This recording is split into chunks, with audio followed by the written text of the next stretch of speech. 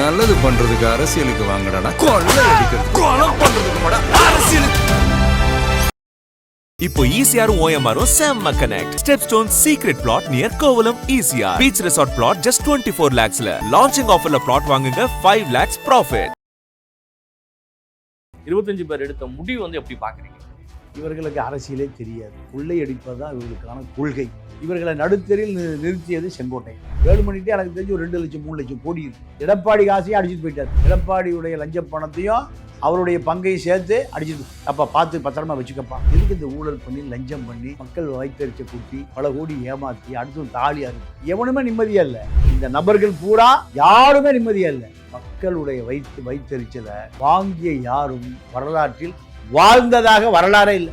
எடப்பாடியை பழி வாங்குறேன்னு இந்த 25 பேர் பழி வாங்கி ஒரு புதுசா கட்சி ஆரம்பிச்ச ஒரு கட்சி இந்த அலிபாபாவும் 25 திருடர்களை அப்படியே மந்திரிசபையில் வைப்பாங்களா? அறிவு வேண்டாம்? உனக்கு அரசியல் தெரிஞ்ச அறிவு வேண்டாமா? இந்த 25 பேருடைய எதிர்காலம் மண்ணாய் போனதுக்கு காரணம் செங்கோட்டை. 10% அதிகமா விஜய் வாங்கி முதலமைச்சர் நாற்காலிக்கு போயிருக்கும். இந்த பாஜக 5% போட்டு தான் 30 வந்திருக்கும். திமுக பின்னுக்கு போயிருக்கும். இந்த பாஜக பூரா விஜய்க்கு போட்டாங்க. திமுக இனி எதிர்காலமே இல்லை. இவர்களை நம்பித்தான் திமுகவே இருந்தது. கம்யூனிஸ்டுகள், காங்கிரஸ், விசிகா, தலித்து, முஸ்லீம், கிறிஸ்துவர் எல்லாம் கிளம்பி எங்க போயிட்டாங்க? தாவேக்கா போயிட்டாங்க. அப்போ திமுக இனி அடையாளமே இல்லை. விஜய்க்கு போட்டியா யாராவது ஒரு அந்த கட்சியில் நீண்ட காலமா இருக்கிற ஒரு இளைஞர் அந்த கட்சியை கொடுங்க. ஐயா, கட்சி கொடுக்கணும். என்ன வேணும் ஸ்கூலுக்கு எல்லாமே இங்க இருக்கு. Super Saravana stores, Chennai, Madurai, Kovai.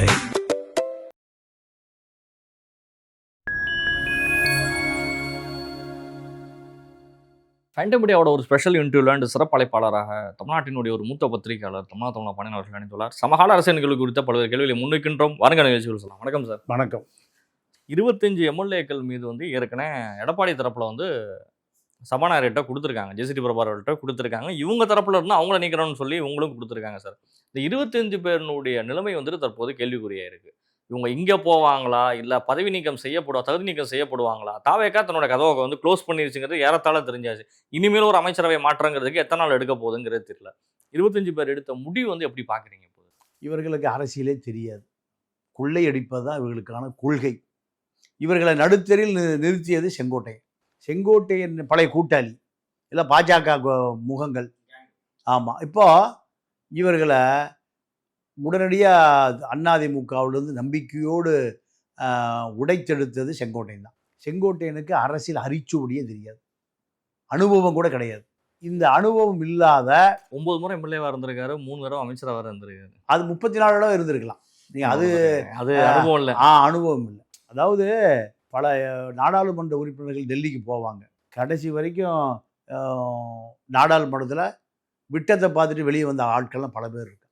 பெரிய கோடீஸ்வரர் எம்இஎம் ராமசாமி செட்டியாரும் எம்பி ஆனு போனார் எங்க டெல்லிக்கு. அவரு ஒரு வார்த்தை கூட பேசலை. இந்த கோயில் சர்க்கார் பதவி வாங்குவாங்க தெரியுமா? கோயில் கும்பாபிஷேகம் பண்ணும்போது முதல் மரியாதைக்கா அதே போலதான் செங்கோட்டைய 9 முறையில் 44 முறை இருந்தாலும் இதுதான் அவருடைய அரசியல் அறிவு. அவ்வளவுதான் அவருடைய அரசியல் அறிவே. அவ்வளவுதான். ஓபிஎஸ் முதலமைச்சராக இருந்தார். அவருக்கு பின்னாடி அவர் பகுதியில் இருக்கிற வட்டச் செயலாளர் பின்னாடி வரலையே. தேனி, போடி, கம்பம் பகுதியில் இருக்கிற ஒரு கிளை செயலாளரே வரலையே. அவர் பின்னாடி ஒரு ஒன்றிய செயலாளர் வரல, ஒரு மாவட்ட செயலாளர் வரல. ஒரு பெரிய முதலமைச்சராக கட்சியில் இருந்த ஒருவரை அது ஒரு 10 மாவட்ட கட்டுப்பாடு இருக்க வேண்டாமா? பெரிய உலகத்துலேருந்தே ஆள் வரலாம். ஒருத்தர் வரல. அவங்ககிட்ட என்ன சோப்புல இருக்குன்னு வாங்க தான் பார்ப்பாரு ஓபிஎஸ். இப்போ ஓபிஎஸ் கடைசி பெஞ்சில் போய் திமுக உதயநிதிக்கு இப்போ சல்யூட் அடிச்சுட்டு உட்காந்துருக்காரு. எம்எல்ஏக்களோட உட்காந்துருக்காரு. இதுதான் இப்போ செங்கோட்டையன். இதுதான் வேலுமணி. வேலுமணிட்டே எனக்கு தெரிஞ்சு ஒரு 2 லட்சம் 3 லட்சம் கோடி இருக்கு. எடப்பாடி காசையும் அடிச்சுட்டு போயிட்டார். எடப்பாடியுடைய லஞ்ச பணத்தையும் அவருடைய பங்கையும் சேர்த்து அடிச்சுட்டு, அப்போ பார்த்து பத்திரமா வச்சுக்கப்பா. நீ தானே வாங்கின, நான் தான் ஏற்றுக்கொண்ட இந்த பணம் நீயே உங்ககிட்ட இருக்கட்டும். இப்போ மொத்தமாக அடிச்சுட்டு போயிட்டார். போச்சு. எதுக்கு இந்த ஊழல் பண்ணி லஞ்சம் பண்ணி மக்கள் வைத்தறிச்ச கூட்டி பல கோடி ஏமாற்றி அடுத்தும் தாலி அறுத்து எவனுமே நிம்மதியா இல்லை. இந்த நபர்கள் பூரா யாருமே நிம்மதியா இல்லை. எனக்கு தெரிஞ்சு ஒரே ஒரு உதாரணத்தை படி சொல்கிறேன். இந்த கும்பல் இருக்கிற ஒருவருக்கு எனக்கு தெரிஞ்ச ஒரு 1 லட்சம் கோடி இருக்கு.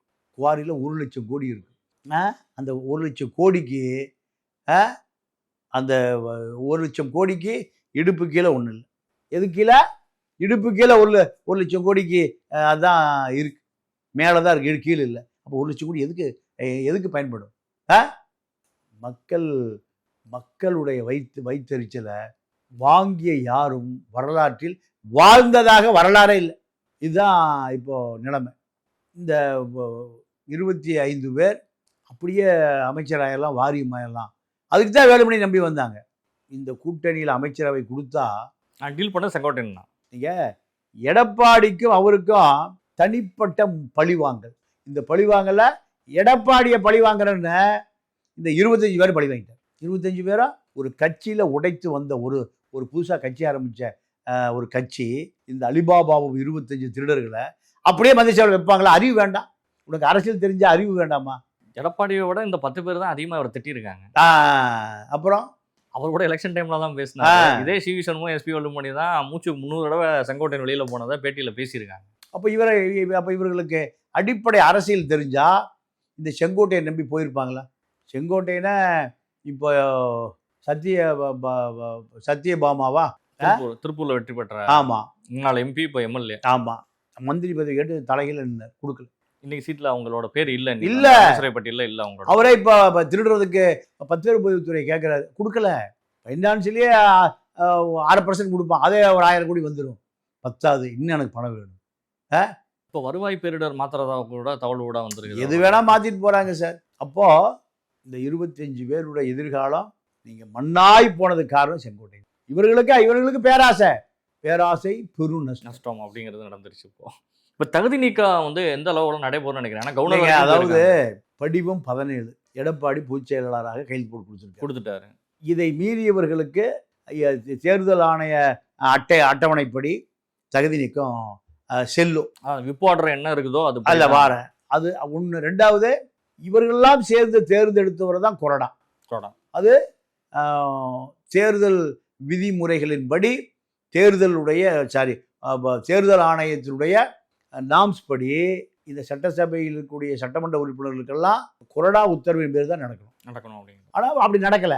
பொதுச் செயலாளர் படிவம் 17 அதுபடி நடக்கல, கொறடா படி நடக்கல. இது 2மே போது இவர்களுக்கு தகுதி நீக்கம் செய்வதற்கு. ஆனா சபாநாயகரும் எடப்பாடி தகுதி பண்ணியிருக்காரு.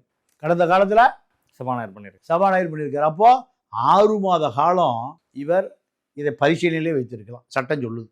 பெண்டிங்லேயே போட்டு 6 மாதம் கழிச்சு இப்போ எடப்பாடி கவர்னர் பார்க்க போறாரு. அடுத்து உச்சநீதிமன்றத்துக்கு போறாரு. உச்சநீதிமன்றம் நோட்டீஸ் அனுப்புனா நான் இதை பரிசீலிக்கிறேன். அவருக்கு அனுப்ப முடியாது, சட்டசபை செயலாளர் அசம்பிளி செக்ரட்டரிக்கு அனுப்புவாங்க. நான் பரிசீலிக்கிறேன். 6 மாதம் கழிச்சு இவங்களை ரிசைன் பண்ணிட்டு தாவேக்காவில் இணைந்து சட்டமன்ற உறுப்பினர் ஆவதுதான் முதலமைச்சர் விஜயனுடைய எதிர்கால திட்டம். ஆமாம், உள்ளாட்சி அதோட சேர்த்து இந்த 25 தொகுதிக்கு சட்டமன்ற தேர்தலையும் இதுதான் திட்டம். அப்போ டைரக்டா அவங்க அமைச்சரவையில் வரல, எந்த பிரச்சனையும் வர வந்தாலும் பிரச்சனை தான். அங்க பழைய ஆளு புது ஆளை விட மாட்டாங்கல்ல. இவங்க எவ்வளவு பேருக்கு பதவி போகும், நிறைய பேருக்கு பதவி போகும், கட்சிக்குள்ள குழப்பம் வரும். இப்படி இருக்கு. ஆக மொத்தம் இவர்கள் இந்த 25 பேரும் செங்கோட்டையனை நம்பி நடுத்து எடப்பாடி கதவை அடைச்சிட்டார். வேண்டாம் 25 பேருக்கு பதிலா புது 25 பேரை தயார் பண்ணிட்டார். மந்திரிகளுக்கு மாற்றாக முன்னாள் மந்திரிகள் தயார் பண்ணிட்டார். கோயம்புத்தூர் வேலுமணிக்கு எதிராக சேமா வேலுச்சாமி ஜெயலலிதா காலத்தாளுக்கு வந்துட்டாரு. சிவி சண்முகத்துக்கு போர்ப்படை தளபதியா இருந்த பசுபதி வந்துட்டாரு. துரத்தி அடிக்கிறாரு. இப்போ ராதாகிருஷ்ணனும் சண்முகம் வெளியே வர முடியல. கட்சி அலுவலகம் அவர் கட்டுப்பாட்டுக்கு போயிடுச்சு. எல்லா டிஸ்ட்ரிக்டும் நடந்துருச்சு, எல்லா பக்கம் நடந்துருச்சு. அப்போ எடப்பாடி இப்போ ரூட் கிளியர். எடப்பாடிக்கு தான் ஓங்கி இருக்குது. ஆமாம்.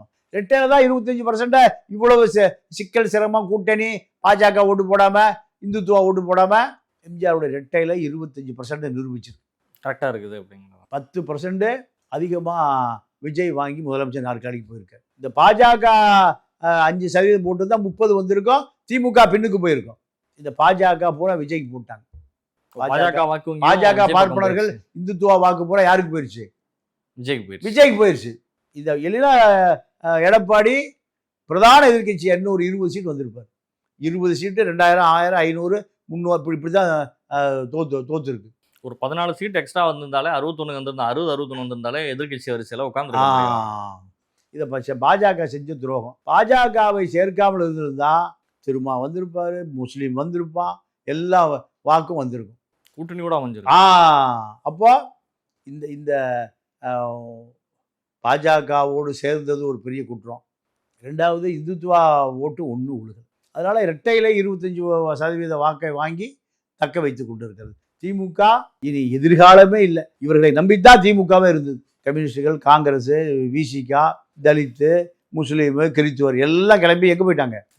தாவேக்கா போயிட்டாங்க. அப்போ திமுக இனி அடையாளமே இல்லை. ஆனால் நாங்கள் அப்டேட் பண்ணிட்டு இருக்கோங்கிறார். நாங்கள் அப்டேட் பண்ணுறோம், சோஷியல் மீடியாவில் எங்களோட தான் நாங்கள் வந்து விரிவு பண்ண போகிறோம். கட்சியில் வந்து யாரெல்லாம் சரியாக வந்து வேலை பார்க்கலையோ ஜூனில் களை எடுக்கப்படுவார்னு சொல்லியிருக்காரு.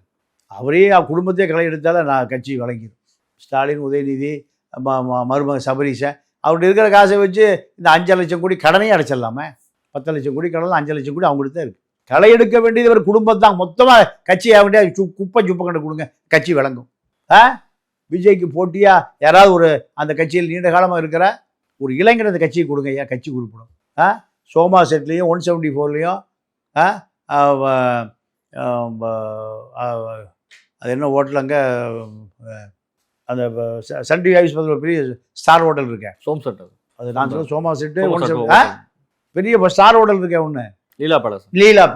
லீலா பேலஸ் அரசியல் தான் கருணாநிதி குடும்பம் பண்ணிட்டு இருக்கு. லீலா பேலஸில் பார்ட்டி நடக்கும், சோமா செட்டில் பார்ட்டி நடக்கும். சோமா செட்டில் ஒரு நாளைக்கு 1 லட்ச ரூபா வாடகை. அங்கே இருக்க ஒட்டுமொத்த நடிகை அங்கே தான் வீடு இருக்குது, மார்ட்டினுக்கு அங்கே தான் வீடு இருக்குது, வேலுமணிக்கு அங்கே தான் வீடு இருக்குது, எல்லா மணிகளுக்கும் அங்கே தான் வீடு இருக்குது. சோமா செட்டில் தான். இங்கே வராத நடிகைகளே, குத்தாட்டம் போடாத நடிகைகளே, எல்லா கோடம்பாக்கமே அங்கே தான் இருக்குது. அங்கே தான் கவர்மெண்ட் நடந்தது. இப்போ இந்த குடும்பம் விலகி யார்கிட்டயே கட்சி கொடுத்துனா இளைஞர்களாக ஈர்க்க முடியும். நிச்சயமா சார், உங்களுடைய நேரங்களை ஒதுக்கி ஃபேண்டம் பல்வேறு கேள்விகளுக்கு பதில் தந்தாங்க. நன்றி, வணக்கம்.